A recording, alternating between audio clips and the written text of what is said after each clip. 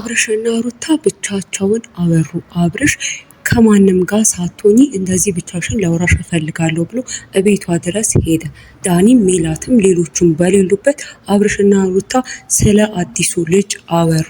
አብርሽ ምን አይነት መልስ ሰጠ? ልጁን ተቀበለው ወይስ ደግሞ አልተቀበለውም? አዲስ መረጃ ይዤላችሁ መጥቻለሁ። አብራችሁን ቆዩ። ሰላማችሁ በያላችሁበት ብዝት ይበልልኝ። የተወደዳችሁ ቤተሰቦች እንደምን አላችሁ?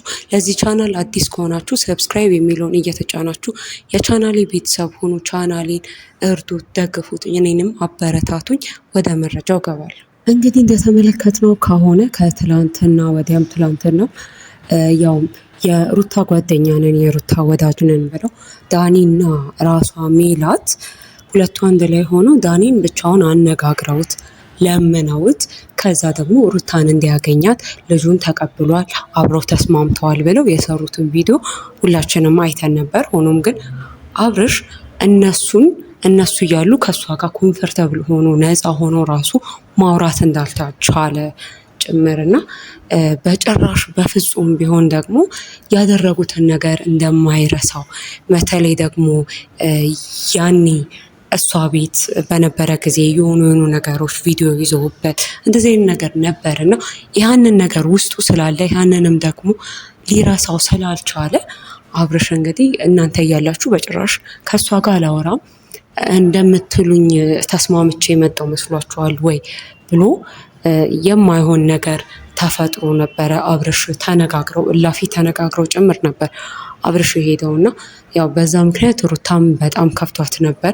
በዛ ላይ ደግሞ በቃ የሆነ አይነት ውሳኔ ትወስናለች ከዚህ በኋላ እየተባለ እየተጠበቀ ነበረ። ምክንያቱም ብዙ ጊዜ አይታችሁ ከሆነ ሁለቱ ሲነጋገሩ ሩታ ከአካባቢው መሸሽ ዞር ማለትም ትመርጣለች እና አሁን ደግሞ ከልቧ ልክ እንደነዛ ቀናቶች ከልቧ ስለከፋት አይ በቃ ትሄዳለች የሚሉም ደግሞ አስተያየቶች፣ መልእክቶች ምናምን ይደርሱን ነበር ከውስጥ መስመር። ሩታ አሁን መሄዷ የማይቀር ነው፣ በቃ ጨክና ትሄዳለች። ምክንያቱም ራሱ አብርሽም ያው እንግዲህ ቀለበት ማድረግ እንደዚህ አይነት ወሬዎችን አውርቷል እና ከዚህ በኋላ ሩታ ምን ልትጠብቅ ትችላለች? የሩታ መሄድ የማይቀር ነው እየተባለ ነበር። ሆኖም ግን ዛሬ የደረሰኝ አዲስ መረጃ ምንድን ነው?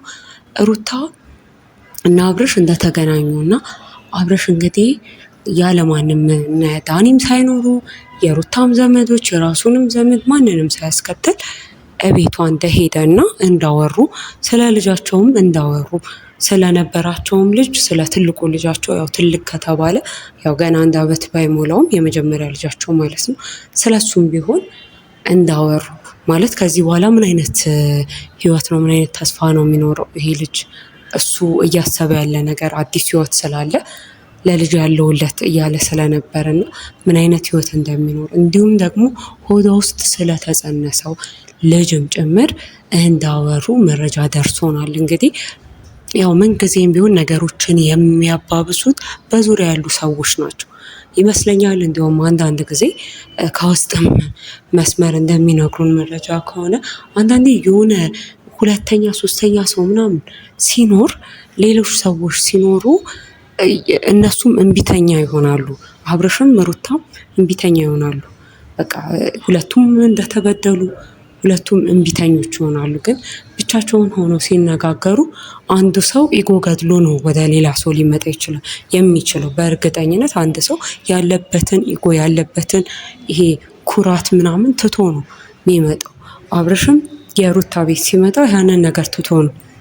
ግን ሩታ ቤት ሲመጣ ምናልባት ዳኒንና ሌሎቹን ሁለቱን አይቶ ቢሆን ኖሮ ምናልባት በሰላም ላይወጡ ይችል ነበር። ግን ሁልጊዜም ደግሞ ስለ ልጃቸው እንደዚህ ብቻቸውን ሆነው ሁለቱ ብቻ ቢያወሩ መልካም ነው። ምክንያቱም ደግሞ በሰላም አውርተው በሰላም እንደተለያዩ መረጃው ስላለንና ስለደረሰን ማለት ነው። እንግዲህ አብርሽ አዲሱን ልጁን በተመለከተ እኔ ልጄ ከሆነ የማልቀበልበት ምንም አይነት ምክንያት የለኝም፣ የማላሳድግበት ወይም ደግሞ ለልጄ የማንስበት ምንም አይነት ነገር የለኝም። እኔ ይሄ ነገር ሊሆን አይችልም ያልኩት ከነበረው ነገር እና ከተሰማኝ ያን ጊዜ ስለሆነው ነገር ጥሩ ስሜት ስለማይሰማኝ ነው።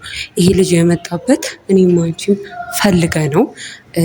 ፈልገን አብረን ሆነን አይደለም። የመጣበት መንገድ ደስ የማይል ስለሆነ ያ ነገር ነው አይምሮዬ ውስጥ ስለቀረ ነው እንጂ እኔ ልጄን የምከዳበት የማላሳድግበት ነገር የለም። ልክ እንደ ከዚህ በፊቱ ለልጄ የሚያስፈልገውን ነገር በሙሉ ማድረግ እችላለሁ። ለማድረግ ዝግጁ ነኝ። እንኳን ለሱ ለማንም መትረፍ እችላለሁ። እንኳን ልጄ ለሆነ ሕፃን ቀርቶ። ስለዚህ ይሄ ልጅ በሰላም ይወለድ። ከዛ በኋላ ደግሞ እንደ አባትነቴ የሚያስፈልገውትን ነገር በሙሉ አደርጋለሁ። ከዛ በተረፈ ግን እኔም የራሴ ህይወት አለኝ፣ አንቺም ደግሞ የራስሽ ህይወት አለሽ እና ያን ህይወታችንን ነው መኖር የምንገባን መኖርም ደግሞ የምንችለው። ስለዚህ ከዚህ በኋላ እኔና አንቺ የሚያገናኘን በልጃችን ምክንያት ነው፣ የሚያገናኘን ልጃችን ነው ተብሎ እንግዲህ አብርሽ እንደዚህ አይነት ቃልን የሰጠው ያው ሩታ እንደምትፈልገው ወይም ደግሞ ራሱ ሌሎችም የሩታ ዙሪያ ያሉት ዳኒም ሆነ እነ ሜላት እንደሚፈልጉት አንድ ላይ ሊያደርጓቸው እንደማይችሉ አንድ ላይም እንደማይሆኑ እነሱ ግልጽ ነው። ምናልባት ሊሆኑ እንደሚችሉ በተለይ ደግሞ አሁን ላይ 2 ልጅ ስላለ ምናልባት ሜላት እና ዳኒ ባይገቡበት ይሄ ነገር እዚህ ጉዳይ ላይ እነሱ ባይገቡ ራሱ ሄርሜላ አሁን ላይ እንግዲህ ቀለበት ምናምን እያሰበች ያለችው ሄርሜላ ይህን ነገር ቆመ ብላ ብታስብበት ምናልባት እነሱ የመመለስና አንድ ላይ የመሆንም እድል ሊኖራቸው ይችላል። ይሄ ግልጽ ነው። ግን ደግሞ አሁን አብርሽ ያለው አቋም ይሄ ነው። በቃ አብረን መቀጠል እኔና አንቺ አንችልም። ለልጄ ግን በሚያስፈልገው ነገር በሙሉ ለልጆቼ እኖራለሁኝ። አንቺም እንደ እናት እኔም እንደ አባት የሚያስፈልጋቸውን ነገር እናደርጋለን የሚል ምላሽ ነው ለሩታ የሰጣት። እንግዲህ አንዳንዶች ሩታ ላይ በእርግጥ አሁንም ቢሆን እየፈረዱ ነበረ።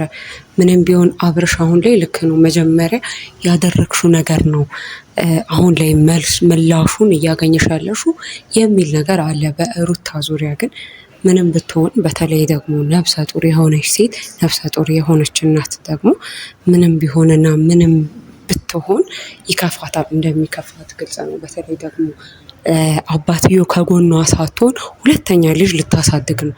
ይሄ በጣም ከባድ ነገር ነው ለአንድ እናት ለአንድ ሴት። አባትየው ከአንድ አባት የተወለዱ 2 ልጆች ብቻቸውን ሊያድጉ ነው እና ይሄ እውነት ለመናገር በጣም የሚያሳዝን ነገር ነው እና ያው ሴት ብትሆን ኖሮ ለልጆቿ ስትል ወደ ትዳሯ ትመለስ ነበረ።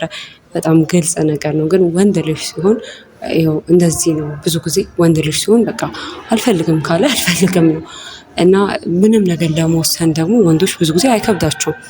ለመተው ለመሄድ ምናምን አይከብድም። ሴት ብትሆን ግን ሳክሪፋይ እንደምታደርግ ሩታ በአብርሽ ቦታ ብትሆን 2ኛ ልጅ አርግዛ ብትሆንና ሩታ ቢሆን አልፈልግም እያለች ያለችው ቢሆን ኖሮ እሷ ሳክሪፋይ እንደምታደርግ ለልጆቿ ስትል አብራ ልትኖር እንደምትችል ልጆቿን እናትና አባቷቸው እንዲያሳድጓቸው የእናትና የአባትን ፍቅር በተገቢው መልኩ አግኝተው እንዲኖሩ ስትል እሺ እንደምትል አብራ እንደምትኖር ግልጽ ነው። ግን ወንዶች ይህንን የማድረግ እድላቸው ደግሞ ትንሽ አናሳ ነው።